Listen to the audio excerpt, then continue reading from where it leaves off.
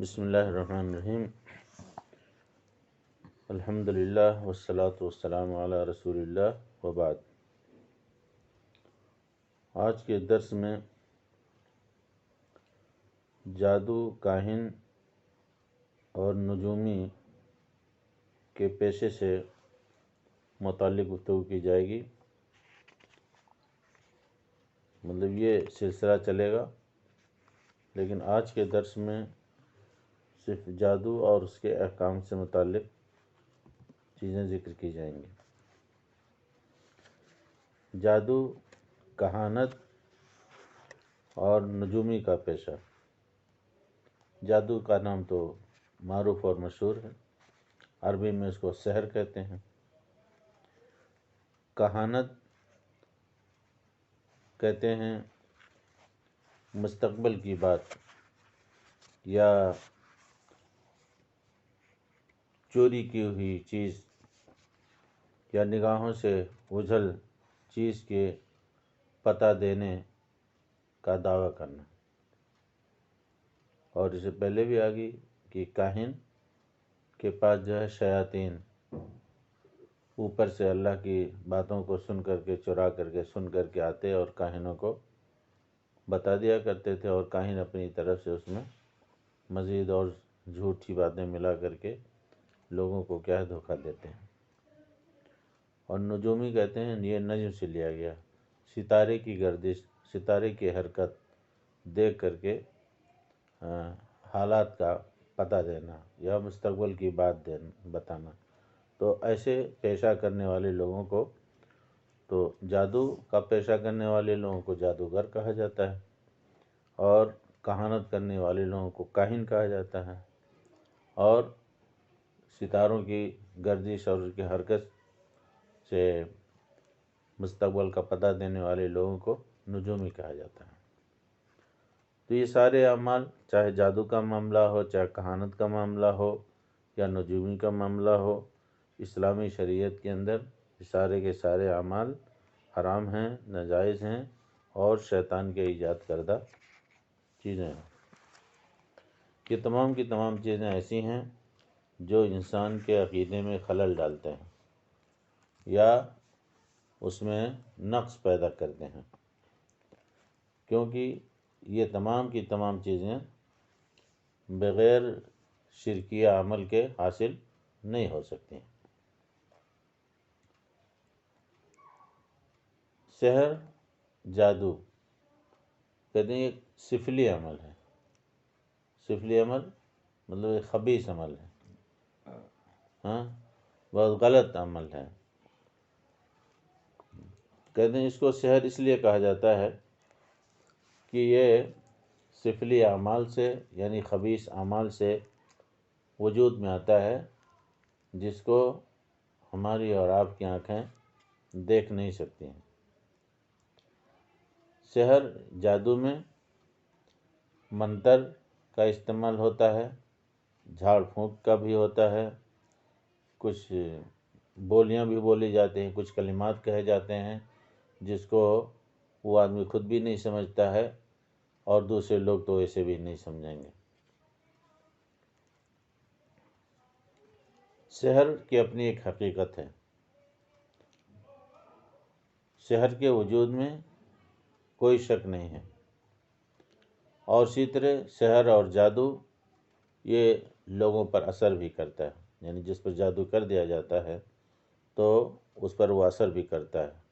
کبھی دلوں پر بھی اثر کر جاتا ہے، کبھی جسم پر اثر کرتا ہے، کبھی جادو کی وجہ سے آدمی بیمار بھی پڑ جاتا ہے، کبھی کبھار آدمی کی روح بھی نکل جاتی ہے، اور کبھی کبھار جادو جو ہے جیسے میاں بیوی ہیں، وہ دیکھتے ہیں کہ ان میں کافی محبت پائی جاتی ہے، تو اڑوس پڑوس کے لوگ یا اور دوسرے لوگ جو ان سے حسد ہوتا ہے، تو جادو کے ذریعے ان کے درمیان جو ہے جدائی کروانے کی کوشش کرتے ہیں۔ اور اسی طرح گھروں کے اندر جو ہے بگاڑ پیدا کرنے کے لیے کبھی بھائیوں میں، کبھی بچوں میں اس طرح کی چیزیں کر دی جاتی ہیں جس کی بنا پر اس طرح کا کیا ہے انتشار ہو جاتا ہے۔ آپ نے سنا ہوگا معاشرے میں کہ فلاں کو جو ہے کچھ کھلا دیا گیا، ہاں، اور وہ عموماً یہ ہوتا ہے میٹھی چیز میں آدمی کو کھلایا جاتا ہے، کیونکہ عموماً ہوتا کیا ہے کہ پانی پینے وغیرہ کے لیے آدمی کے سامنے میٹھی چیز ہی پیش کی جاتی ہے، تو اس میٹھی چیزوں کے اندر جادوئی چیز کر کے آدمی کو کھلا دیا جاتا ہے، تو اس سے جو ہے اس کے اثرات ہو جاتے ہیں۔ تو یہ ہے حقیقت اپنی پر۔ لیکن اب سوال یہ پیدا ہوتا ہے کہ کیا یہ جادو کا جو اثر ہوتا ہے یہ اللہ تبارک تعالیٰ کے ارادے سے یا اللہ تبارک تعالیٰ کی اجازت سے ہوتا ہے یا اجازت کے بغیر ہوتا ہے؟ تو ایک مومن شخص جو اللہ پر ایمان رکھتا ہے وہ اس بات کو اچھی طرح جانتا ہے کہ دنیا کے اندر جو بھی چیزیں ہوتی ہیں، چاہے وہ اچھی ہوں چاہے بری ہوں، ہر ایک کے اندر اللہ تبارک تعالیٰ کا ارادہ اور اس کی مشیت کا دخل ہوتا ہے۔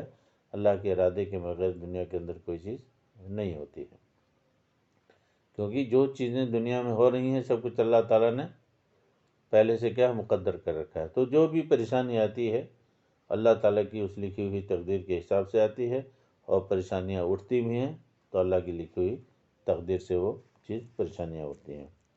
تو غرض یہ سحر اور جادو یہ شیطانی عمل ہے، لیکن اب کیا اس کا سیکھنا جائز ہے؟ شریعت کے اندر اس کا سیکھنا، اس کا سکھانا یہ حرام ہے اور ناجائز، یہ حرام ہے اور ناجائز ہے۔ بعض لوگ یہ جادوگری سیکھتے ہیں، سحر سیکھتے ہیں، تو سحر سیکھنے کے لیے شرکی عمل کرنا ہوگا اس کو، اور اسی طرح ارواح خبیثہ سے قربت حاصل کر کے یا حاصل کرنے کے لیے بہت سے مرحلے ان کو پار کرنے پڑتے ہیں۔ کیا مطلب؟ یعنی جن شیاطین کو جن جنوں کو سے وہ کام لیتے ہیں تو ان کو خوش کرنے کے لیے ان کی شرطوں کو انہیں ماننا پڑے گا، تبھی تو وہ اس کے قابو میں آئیں گے۔ یا دوسرے دیہاتی لفظوں میں کہہ لیجیے، اپنی زبان میں کہہ لیجیے کہ جنوں کو قابو کرنے کے لیے، جنوں سے اپنا کام لینے کے لیے ان کی مرضی کے مطابق جادوگروں کو کیا ہے کام کرنا پڑے گا، حرام کام کرنا پڑے گا، شرکی عمل کرنا پڑے گا، تبھی ایسی صورت میں وہ اس کے قابو میں آئیں گے اور اس کا وہ کام کریں گے۔ تو اسی لیے شریعت نے اس جادو کو شرک کے ضمن میں ذکر کیا ہے۔ اللہ کے رسول صلی اللہ علیہ وسلم کی ایک حدیث ہے، اللہ کے رسول صلی اللہ علیہ وسلم فرماتے ہیں اجتنبوا السبع الموبقات قالوا ما هي یا رسول اللہ قال الاشراک باللہ والسحر، کہ اللہ کے رسول صلی اللہ علیہ وسلم نے فرمایا 7 مہلک چیزوں سے بچو، 7 چیزیں ہیں جو انسان کو ہلاک کرنے والی ہیں، تو ان 7 چیزوں سے بچو۔ لوگوں نے سوال کیا کہ 7 چیزیں کیا ہیں اللہ کے رسول صلی اللہ علیہ وسلم؟ تو آپ صلی اللہ علیہ وسلم نے فرمایا کہ اللہ کے ساتھ کسی کو شرک کرنا، 7 چیزوں میں سے ایک چیز تو یہ ہے، اور دوسری چیز کیا ہے؟ سحر ہے، جادو، یہ بھی انسان کو کیا ہے ہلاک کرنے والی چیزیں ہیں۔ کہتے ہیں سحر 2 اعتبار سے شرک میں داخل ہیں، 2 وجوہات کی بنا پر شرک میں داخل ہے۔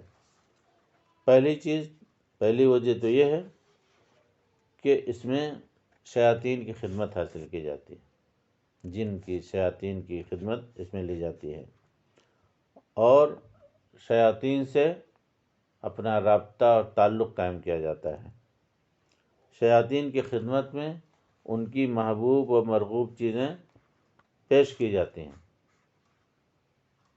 ان کی مرغوب اور محبوب چیزیں پیش کی جاتی ہیں تاکہ وہ جادوگر کی خدمت میں لگا رہے۔ جادو شیاطین کی تعلیمات میں سے ہیں، جادو شیاطین کی تعلیمات میں سے ہیں، اللہ تعالیٰ نے قرآن مجید میں سورہ بقرہ آیت نمبر 102 میں فرمایا وَلَكِنَّ الشَّيَاطِينَ كَفَرُوا يُعَلِّمُونَ النَّاسَ السِّحْرَ، بلکہ شیطان ہی کفر کرتے ہیں اور یہ شیاطین لوگوں کو جادو سکھاتے ہیں، شیاطین لوگوں کو جادو سکھاتے ہیں۔ تو ایک وجہ تو یہ ہوگی، دو اعتبار سے شرک میں داخل ہے۔ دوسرا اعتبار کیا ہے، یا اس کے شرک ہونے کی دوسری دلیل یہ ہے کہ اس میں علم غیب کا دعویٰ کیا جاتا ہے۔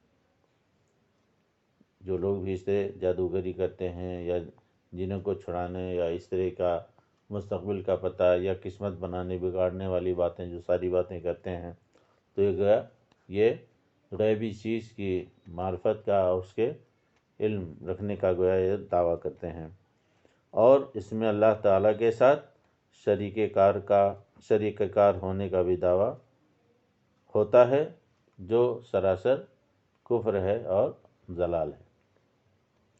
اللہ تبارک تعالیٰ کا ارشاد ہے وَلَقَدْ عَلِمُوا لَمَنِ اشْتَرَاهُ مَا لَهُ فِي الْآخِرَةِ مِنْ خَلَاقٍ، کہ وہ جانتے تھے کہ جو شخص ایسی چیزوں یعنی جادو اور منتر کا خریدار ہوگا اس کا آخرت میں کوئی حصہ نہیں ہوگا۔